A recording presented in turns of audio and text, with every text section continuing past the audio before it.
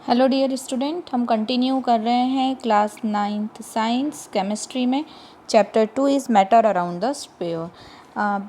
Previous videos में हमने जो था सब्सटेंसेस के बारे में, उसके बाद सॉल्यूशंस के बारे में, उनके कॉन्सेंट्रेशंस के बारे में, फिर कोलाइडल सॉल्यूशन, सस्पेंशंस, इन सब के बारे में, उनकी प्रॉपर्टीज़ के बारे में। Then we come on the separation methods of the different mixture. तो हम उनमें सेपरेशन मेथड्स में जो थे, हमने डाई से डाई को अलग किया था इंक में से। देन हमने सेंट्रीफ्यूगेशन का यूज़ किया था। After that in previous video हमने जो था 2 इमिसिबल लिक्विड्स को सेपरेटिंग फनल के थ्रू अलग किया था। हमने सब्लिमेशन प्रोसेस देखी थी और क्रोमेटोग्राफी देखी थी। ये 3 प्रोसेस हमने लास्ट वीडियो में देखा था। अब जो हम आज स्टार्ट करने जा रहे हैं वो है how can we separate a mixture of 2 miscible liquids. अगर आपने हमारे प्रीवियस वीडियोज़ नहीं देखे हैं तो आप हमारे चैनल ब्रिजेश बागड़ी पे जाके हमारे प्रीवियस वीडियोज़ देख सकते हैं।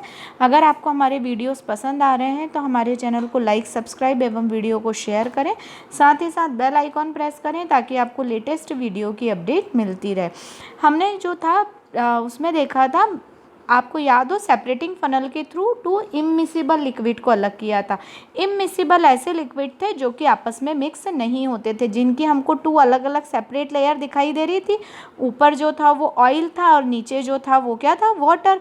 क्यों? क्योंकि ये 2 इमिसिबल लिक्विड थे। अगर इमिसिबल लिक्विड हो then we separate by the separating funnel, but if the liquid is miscible, miscible मतलब वो आपस में मिक्स हो गए हैं। जैसे कि मान लीजिए हमने एसीटोन एंड वाटर को मिला दिया तो ये पूरी तरह आपस में मिक्स हो जाएंगे। हम सेपरेट कैसे करेंगे? ऐसे इमिसिबल को तो हम सेपरेटिंग फनल से कर सकते हैं। तो इनको सेपरेट करने के लिए जो हम यूज़ करते हैं वो है मेथड डिस्टिलेशन। डिस्टिलेशन का यूज़ करके हम ऐसे लिक्विड्स को सेपरेट आउट करते हैं जो मिसिबल लिक्विड होते हैं।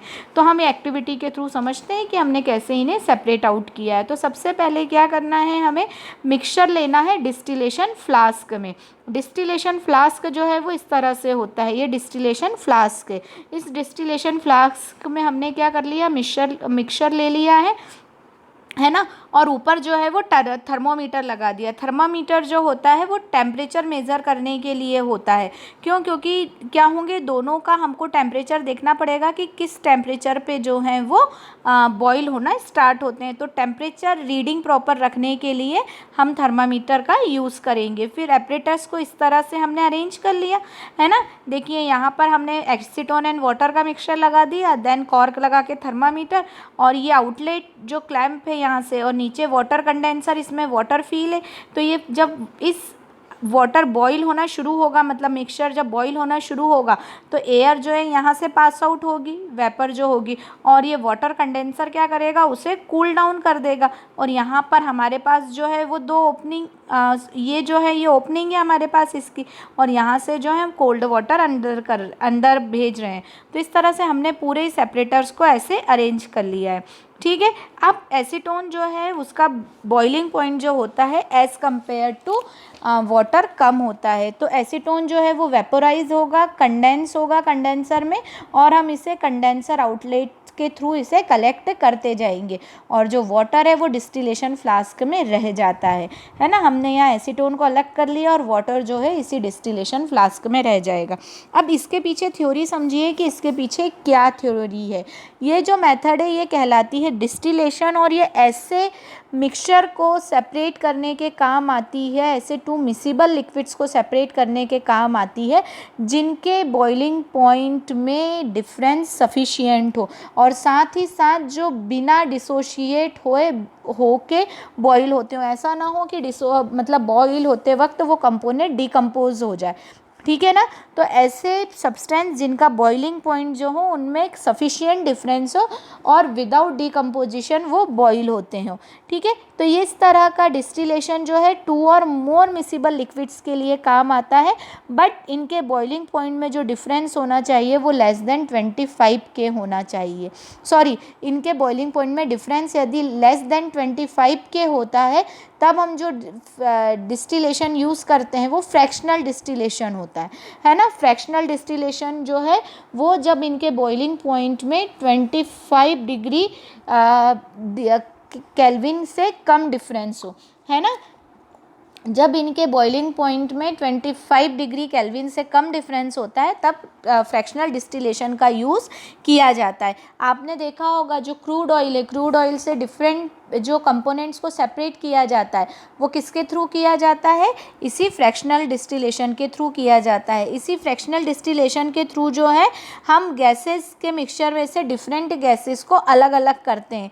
ठीक है, अब यहाँ पे क्या है, यहाँ तो सिर्फ पहले तो नॉर्मल क्या था, एक सिंपल हमने डिस्टिलेशन फ्लास्क लगा दिया था, बट जब फ्रैक्शनल डिस्टिलेशन का यूज़ होता है तो फ्रैक्शनिंग कॉलम लगता है डिस्टिलेशन के और कंडेंसर के बीच में। कंडेंसर और डिस्टिलेशन के बीच में एक फ्रैक्शनलिंग कॉलम लगता है और ये जो कॉलम होता है ये ग्लास बीड से पूरी तरह पैक्ड रहता है। ठीक है ना, तो ये ग्लास बीड से पूरी तरह पैक रहता है और ये जो बीड्स रहती हैं ये सरफेस देती हैं वेपर को कूल एंड कंडेंस होने के लिए, है ना। क्यों, क्योंकि इनके बीच में डिफरेंस जो है वो काफ़ी कम है, तो इसीलिए ये कूल और कंडेंस होने के लिए उनको सरफेस देती है। ये फ्रैक्शनिंग कॉलम है, यहाँ मिक्सचर फिल किया हुआ है ना। अब इसमें हम क्या कर रहे हैं, इसमें जब हमने टेम्परेचर बढ़ाया तो टेम्परेचर बढ़ाने के साथ वही हम टेम्परेचर देखेंगे, water outlet as it is है, बट यहाँ पर सिर्फ फ्रैक्शनरिंग कॉलम लग गया है। फ्रैक्शनल कॉलम के थ्रू जो है इन्हें कूल डाउन होने के लिए सरफेस मिल जा रही है और फिर एक एक लिक्विड जो है वो क्या होता जाएगा, बाहर आता जाएगा, है ना। पहले एक आया और फिर हम अलग अलग लिक्विड प्योर लिक्विड कंपोनेंट्स को कलेक्ट करते जाएंगे। इस तरह से फ्रैक्शनल डिस्टिलेशन जो है वो यूज़ किया जाता है। ठीक है, तो इसके यदि हम एडवांटेजेस बोले तो इसका यूज़ जो होता है मेनली क्रूड ऑयल को, उसके कंपोनेंट्स को, डिफरेंट पेट्रोलियम, डीजल, केरोसिन, है ना, वैक्स, ये सारे जो है उसको सेपरेट आउट करने में किया जाता है और एयर से उसके एयर मिक्सचर जो रहता है उससे उसके कंपोनेंट्स को, डिफरेंट गैसेस को सेपरेट करने के लिए किया जाता है। तो आज हम इतना ही देख रहे हैं। मैं नेक्स्ट वीडियो में आपको जो बताऊँगी किस तरह से एयर मिक्सचर ऑफ एयर से जो थे डिफरेंट सब्सटेंस को सेपरेट किया जाता है। उसके बाद हम जो देखेंगे फिर क्रिस्टलाइजेशन देखेंगे। हमने इवोपरेशन देखा था, उसके बाद हम क्रिस्टलाइजेशन देखेंगे। इस वीडियो में आपको कोई भी प्रॉब्लम, कोई भी डाउट है तो आप मुझसे मैसेज करके, कमेंट करके पूछ सकते हैं। Thank you so much.